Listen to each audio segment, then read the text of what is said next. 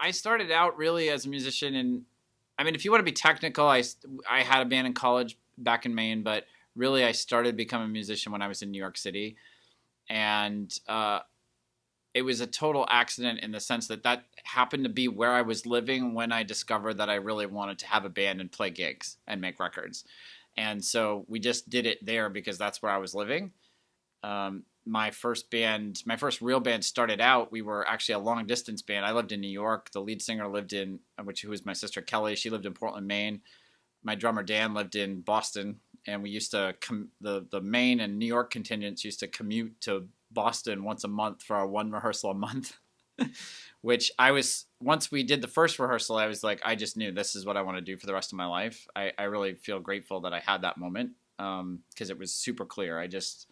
I brought in some songs, we jammed, and after that rehearsal, I very clearly remember, this is what I want to do.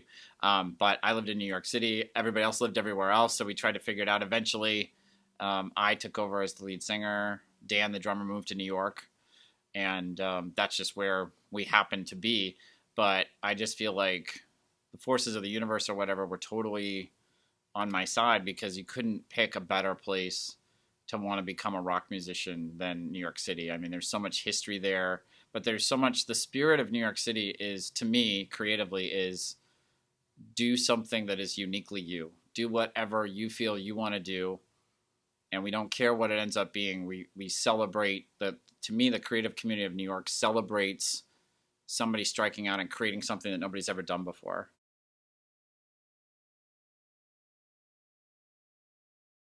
In terms of the scene in New York City, the thing is, it's so huge. There's 10,000 different scenes, and I was part of like one little indie rock scene of like, I don't know, something like 20 or 30 bands that sort of vaguely knew each other and played the same clubs and everything. And I didn't feel any competition. I just felt like I was in this tribe of like-minded people, and I would go to my friends' shows and cheer them on. I mean, I have so much of my record collection right now is I have to make sure I preserve it. You know, everybody else, they can lose their CDs and their records because their bands, you know, Van Halen's on Spotify now. But like all my records I have to keep because they're these little known bands that I was friends with in New York City. And I got their record because I went to their shows all the time. And as soon as they made a record, they said, here, Colin, here's your copy of the record. And those are my favorite records. And so there was just this like mutual cheering each other on, which was really great. And I think, now, I came to Los Angeles for a very specific reason with regard to the music, because all of my friends in New York, and I love them all, but they all believe that they couldn't make a dime ever in music. And I think the whole concept of money and art is really complicated, and there's a whole bunch of stuff that plays into it. You know, people get concerned about selling out, and the influence of the music industry shaping your music in a way that's not authentic and all that stuff, and that's a whole other interview. But I think one of the reasons I wanted to go to Los Angeles somewhat as an experiment is I wanted to go where people were making money from music. Like there was a whole group of people making a lot of money from music, and I wanted to be in the energy of that. And I wanted to see if I could maintain my original songwriter voice and create the music I wanted to create, but also be around people that were successful and wanted a lot of people to hear their music. Because that's what I think every songwriter and musician wants. They want a lot of people to hear their music.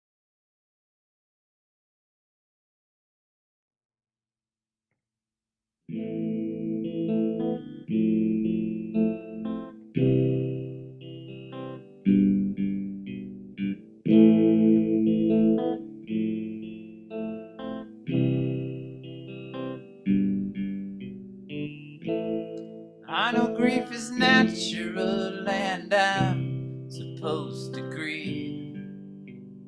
People say everything happens for a reason, even when love leaves.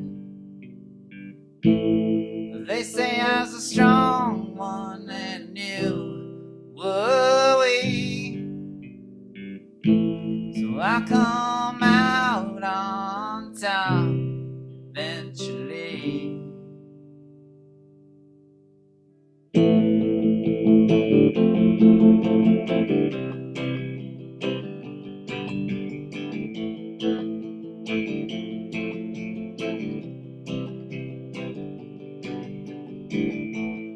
I know what your dad did to your mom. what that does to a girl. And I know what we're still doing to rid of world. I know you were scared and we went pretty far, pretty fast. I still thought we were building something that was built to last. But you're only human just like me. Nobody's perfect, this I see. We were amazing together and you made a decision you regret forever. Now I'm left here in the dust of the miracle that was us. Don't know what to do. I had my whole life planned with you. I planned with you.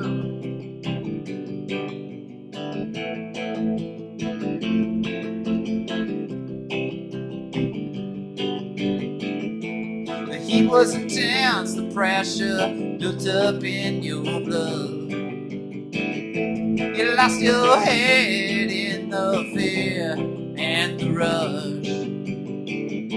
But I thought you were strong enough, wise enough, that you could see it through. I thought I meant enough, we meant enough to you.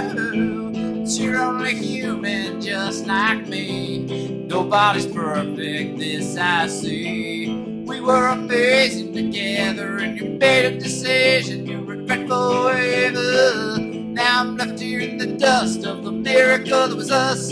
Don't know what to do. I had my whole life planned with you. Planned with you.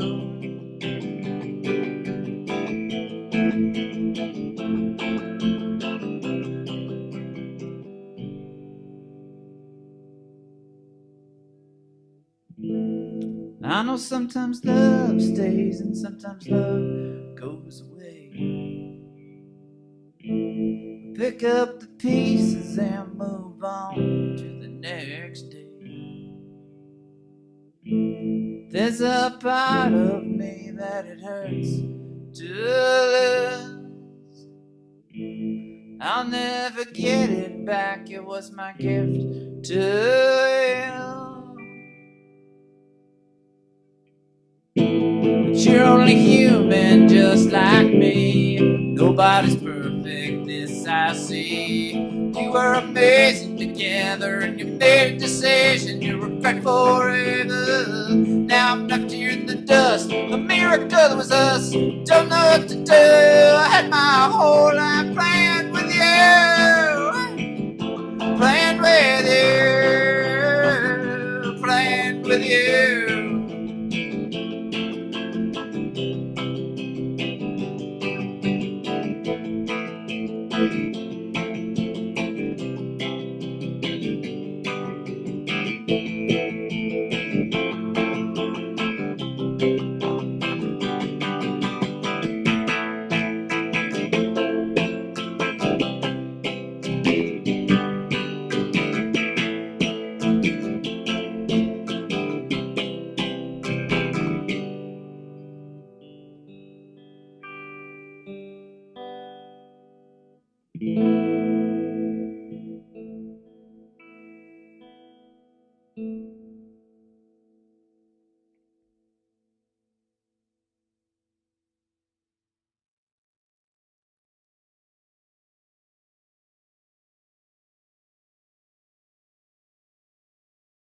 For the people watching, like I asked you which song you wanted me to play today, and you said you left it up to me, but you said I really like Only Human, and I think that's perfect because Only Human and it's really the guitar work on Only Human is somewhat emblematic of my entire journey with the guitar, which is that I've had, and I think this is where I have something in common with a lot of people, but not a lot of people that get not a lot of guitar players that get interviewed, which is that I've had a terrifying fear of practicing my entire life.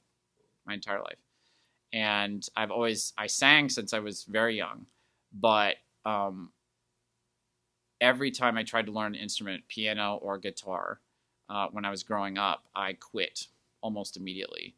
And I don't fully understand why, but I think part of it was just that I had some sort of weird inkling that this is something that people I had this idea that people look at musicians and watch them very attentively to see if they're playing things precisely or not. And I had this sort of fear of failure, and I just sort of judged like the piano and the guitar as like, oh my God, like I could get judged really harshly by people if I wasn't like a master at the guitar. And so I just, my parents bought me a guitar for Christmas or something when I was 10 years old. I played it for like a day, put it in the closet forever. And when I went to college, I was living in an off-campus apartment with my best friends, and we all decided we wanted to have a band.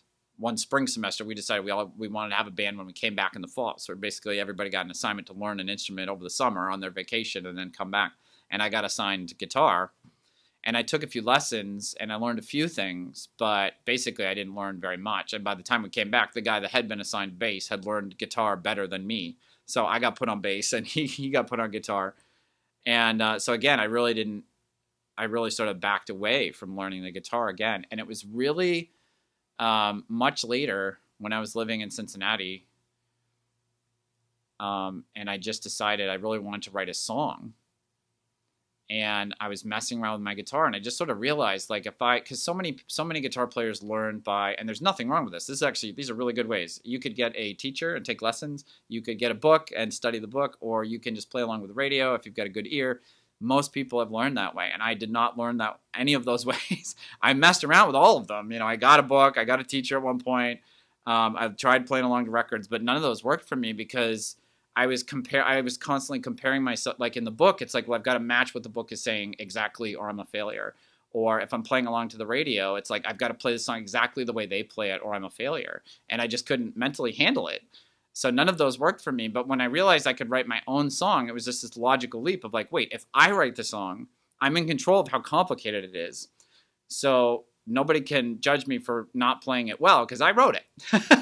If I try to play a cover of Smells Like Teen Spirit by Nirvana, you can judge me of like, how well did I play it? Because most people know it, by ear. So it's like, if I miss a note, you're gonna be like, oh, and that's what my deathly fear was. So, but I realized if I wrote the songs, then nobody could judge me because I was like, well, that's how it's written. Maybe it's simple, but that's how I wrote it. In the dust of the miracle that was us, don't know what to do. I had my whole life planned well.